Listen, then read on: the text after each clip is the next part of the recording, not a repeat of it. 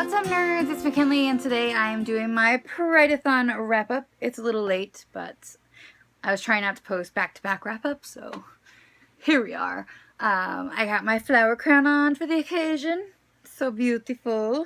I read 8 books during Prideathon and 1 novella, and I DNF'd a 9th book, and I will talk about that one first. The book I DNF'd was Fat Angie by E. Charlton Trujillo. I think that's how you say your name.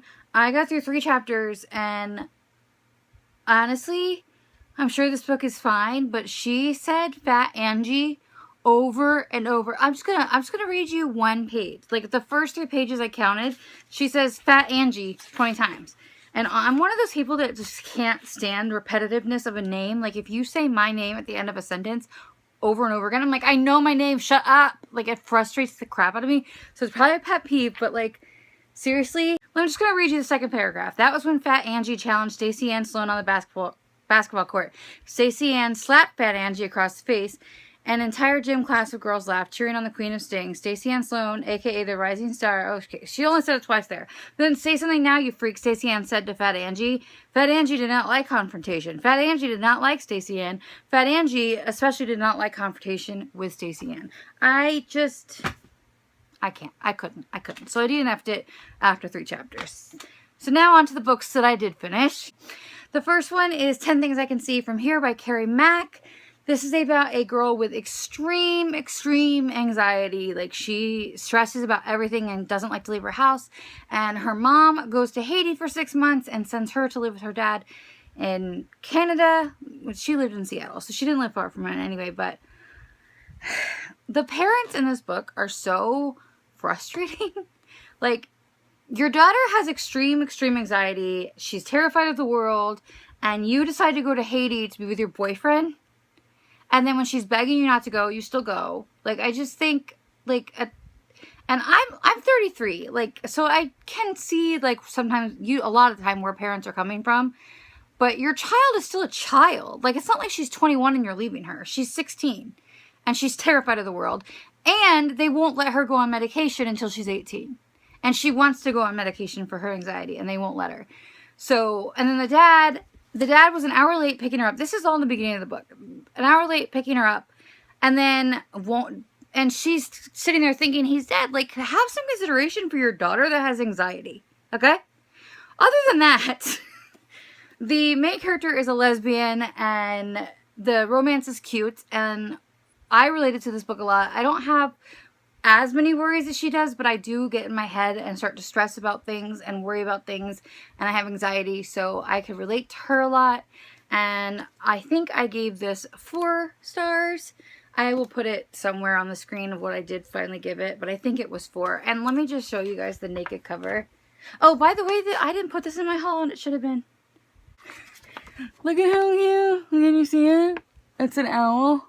Do you see it? Oh, it's so cute. The next book I have to talk about is When the Moon Was Ours by Anna Marie McLemore. This is about a girl who falls out of a water tower and she has roses growing out of her wrists, and it's very beautifully written because Anna Marie McLemore writes very beautiful books. I couldn't really get into the story. It's basically these 3 sisters want to steal her roses because they think that they'll help him find a boyfriend or something, and they're using her boyfriend, who is, they never say the word trans. I guess there's a tradition in, I think, Pakistan, where if you only have girls, one of the girls will dress as a boy so no one messes with them, and that's kind of the situation with here. But the Samir identifies as a boy, and the sisters are trying to blackmail the main character, Neil, I think I'm saying that right, into giving them the roses or they'll expose him. So it's very beautiful, but that's all. I mean, like, it's a beautiful story. I gave it 3 stars. I just don't know if her stories are for me yet. I'm not sure, because this is the second one I've given 3 stars, so I don't know. The next book I have here is Radio Silence by Alice Oseman. I actually did a review of this, but I haven't posted it yet, so it'll be coming. But quickly, I think this is a book you should go into not knowing a lot, but there's queer characters, there's people of color, and if you like the podcast, Welcome to Night Vale, I think you'll like this. I gave it 4 stars, but probably more 4.5. I'm probably going to give it 4.5. Up it. This is a great, sad, touching, sweet, lovable story. I loved it. It's really good. Top notch. If you like Welcome to Night Vale, seriously, check this out. Or if you're in a fandom, honestly.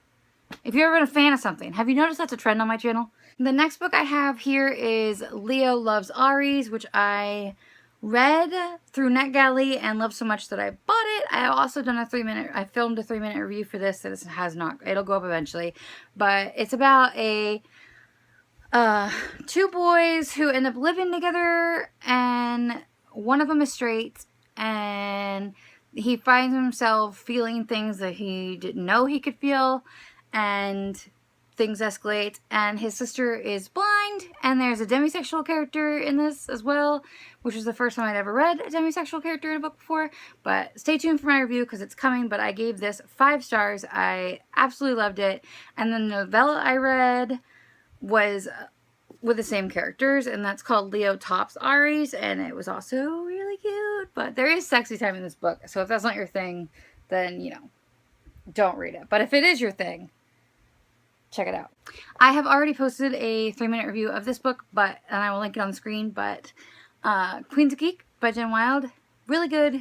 Gave it 4 stars. Check out my review for if you want more information. Shameless plug, that's what we're here for. The next book I read was Georgia Peaches and Other Forbidden Fruit. I've also filmed a review for this that's going up eventually by J. Robin Brown. I gave this book 3.5 stars. It's about a girl whose father is an evangelical preacher, and he gets remarried and moves her to a small town in Georgia and asks her to go back in the closet, and hijinks ensue. And I had some issues with it that I forgot to mention in my review, but I'm going to add them. But I gave this 3.5 stars. The female friendships in this are really, really fantastic. That I really, really like them. But it suffers from that situation of just speak up and tell the truth. And I hate it when characters don't. Like, it's like so easy to just tell her. Just tell her.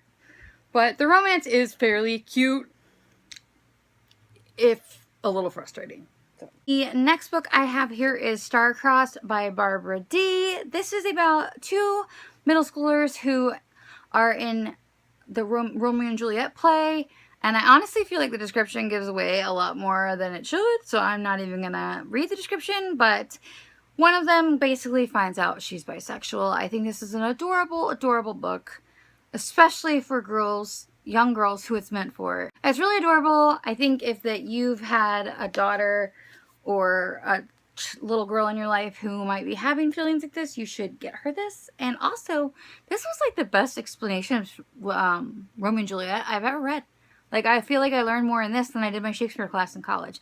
And I gave it 4 stars. And the final book I have here is Beyond Magenta. Transgender Teens Speak Out. It's written and photographed by Susan Kuklin. And this follows, I think, 6 different trans kids. Some of them identify as gender fluid and non-binary, and there's female to male, male to female in here, and most of the stories were really interesting and great. And I think if you don't know a lot about trans people and you want to know more, this is a great place to start. There was only one character, or not character, only one of them that I thought was a little bit kind of like rude, but other than that, I really enjoyed it, and I think I gave this 4 stars? Maybe 3? I'll put it here. I haven't looked at the pictures yet, so I need to go look, because I listened to the audiobook. Anyhow, that's it. Those are all the books that I read for Prideathon. I had an amazing Prideathon. I'm so glad that they did this. I don't know how popular it was, but I hope they do it again, because I really got a lot of great reading done, so I hope they do it again. But let me know if you've read any of these, or if now you want to read any of these now that you've heard about them. And give this video a like if you liked it. Please subscribe if you haven't already, and I will see you guys soon. Bye!